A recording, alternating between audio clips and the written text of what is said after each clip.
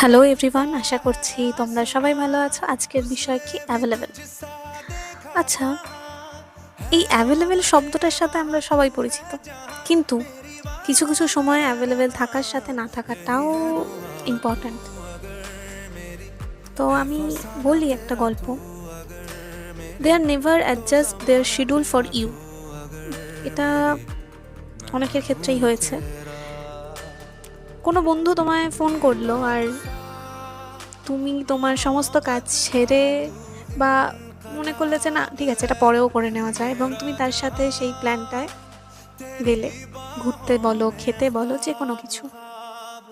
পরে তুমি জানতে পারলে সেই বন্ধুই তোমায় বলছে, আরে তোর সাথে তো আজকে বেরোনোর সেরকম প্ল্যানই ছিল না, বল সাডেন অন্য আর একটা বন্ধু, ও তো ওকে ফোন করলাম, ও বললো একটু কাজ আছে। তখন আমি ভাবলাম তুই তো আছিস, তোকে ফোন করা যেতেই পারে, এবং তুই বললি হ্যাঁ তুই ফ্রি আছিস, বেশ ভালো হলো বল, অনেকদিন পর দেখা হয়ে। সেই মুহূর্তে একবার হলেও তোমার মনে হবে, আচ্ছা ও গেল না, মানে ওই বন্ধুটা গেল না বলে ও আমাকে ফোন করলো, মানে আমার সাথে যাওয়াটা ওর কাছে ছিল না, ওর সময়টা কিভাবে কাটাবে বা এই প্ল্যানটা কিভাবে সাকসেস করবে তার জন্য।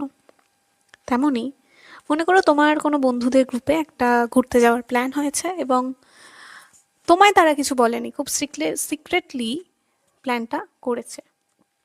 এবং এই সিক্রেটলি প্ল্যানটা করার পর যখন হয় না 10টা বন্ধুর মধ্যে 9টা বন্ধু কনফার্ম করেছে, কিন্তু দুদিন আগে একটা বন্ধু বলছে আমার হবে না, আমার অফিসের সাডেন একটা মিটিং হয় পড়ে গেছে।